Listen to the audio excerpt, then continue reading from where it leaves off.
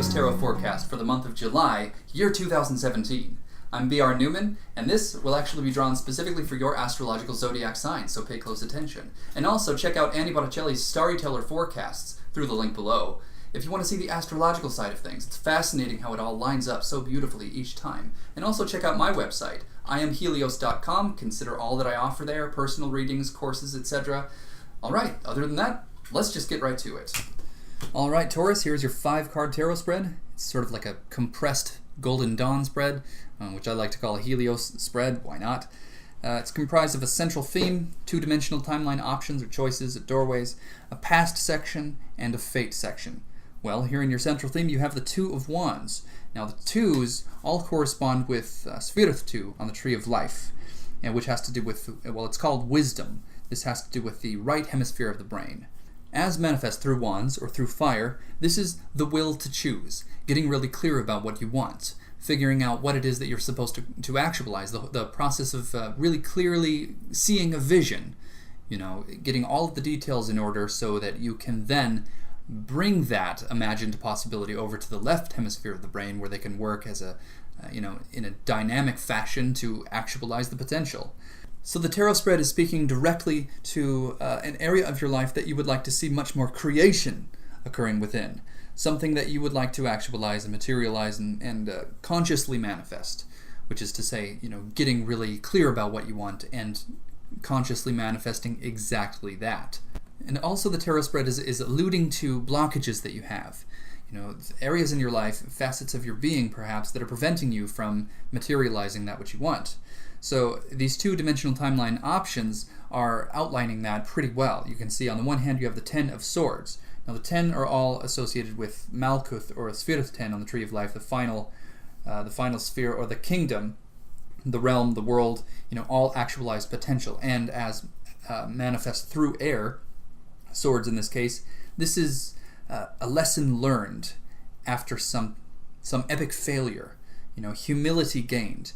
Now, the hidden gem here is humility. So, this is the path upon which you are repeatedly reminded of your humble human roots, your humble human foundation. And this may be something, well, certainly has been something that you've been faced with again and again as you've continuously tried this method. On the other hand, you have the 8 of Cups. The 8s are all associated with Hod on the Tree of Life, and as manifest through water, this is actually stagnation. Everything coming to a standstill and then needing to move on, to tend to one's own needs. Everything just kind of becoming painfully still. No action, no change, no progress. So the dichotomy is quite clear. On one side of the spectrum you have not doing anything, passively observing, and then getting to that sense that something has to change because it can't go on like this. But still there is no action along this path. Ideally, this would eventually result in the desperate need to make change happen. On the other side of the spectrum, the 10 of Swords is doing something, trying something that just simply fails. Everything falls apart. And then humility is gained. You learn your lesson. So clearly this is a situation in which you might be looking for Plan C. Well, luckily, exactly that has been lined out here. You see, in your past section, you have the Prince of Cups, and in your fate section, you have the Princess of Cups. The significance of this may not be immediately apparent, but I'll have you know that these 16 court cards directly correspond with the 16 Myers-Briggs personality profiling system types. In this case, the Prince of Cups corresponds with the ENFP, or the Extroverted Intuitive Feeling Perceiver, and the Princess of Cups is the INFP. Very similar personality, only directed inwards. So let's examine this personality a little closer. The ENFP is somebody who's creative, seeking harmony, somebody who's the life of the party, who projects themselves out into creative endeavors or into some kind of situation in which they can express their gifts, either musically, artistically, theatrically, whatever it might be. This is a person who gives life an extra squeeze, seeking precisely that which they desire in just about every situation, thoroughly taking advantage of all sensory pleasures that arise, expressing themselves in any number of ways, and perhaps excessively. Well, on the other hand, you have the same kind of thing going on, just directed inwards, like I said. So the INFP is somebody who's non-directively creative, very reserved, seeking inner order, inner peace, with strict personal values. Somebody who seeks kind of like physical, mental, emotional clarity so that they can gain the most from the few sensory pleasures that are available without having to go and get them. Somebody who understands that the source of that which they desire is actually within. Okay, so this is a lesson learned. Of course, if you were going the other direction, another lesson would be learned, right? One is not better than the other. One is not more highly evolved than the other, and one is certainly not more in line with universal cosmic wisdom or what have you. In your case, you're simply sidestepping from a paradigm in which you are seeking and searching and collecting to a paradigm in which you are reflecting and refining and purifying. So considering your central theme and the two options that you have before you, you can see that as you have always done things, you're coming up against a brick wall. And the tarot is outlining a new way.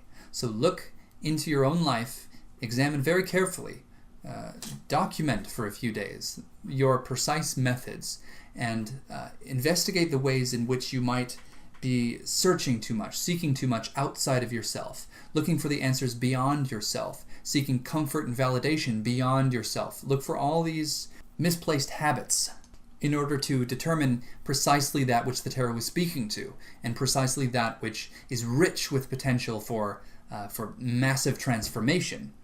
From the Prince of Cups to the Princess of Cups. So direct that energy inward, and you'll actually be broadcasting different signals out to the universe, in which case two completely different dimensional timeline possibilities would open up. So you could expect perhaps the reversal definition of these two.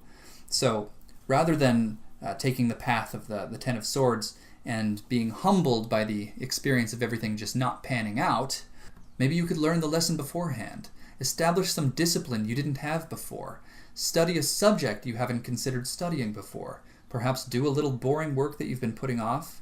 Whatever it is, you'll likely know exactly where to go. So instead of the Eight of Cups path, in which you become bored and stagnant, maybe you'll learn the lesson now and take action now, before you become bored. Once you get bored, you lose the gumption and the energy and the enthusiasm to actualize in the way that the Two of Wands, your central theme, is begging you to. You are to get very clear about what you want right now and really carefully examine exactly how you have always gone about seeking that which you desire, and consider different options. Imagine what you might do and try it out. Take a leap of faith. In this case, such a leap might lead you deep down into the core of your being. So if I were to give really simple, tangible advice based on what I see here, I would say cleanse, refine your senses, clear out the toxins, clear out the distractions. Get yourself to the point where a little bit of sensory input can generate a lot of pleasure. Rather than seeking more stimulation, pleasure, comfort, action, refine and develop your capacity to thoroughly appreciate that which you are automatically given sometimes, without even trying. So that brings us to a close. Thank you so much for listening and watching. Don't forget to check out my website, IamHelios.com, and consider all that I offer there if you would like to take this so much deeper than we have here. Thank you.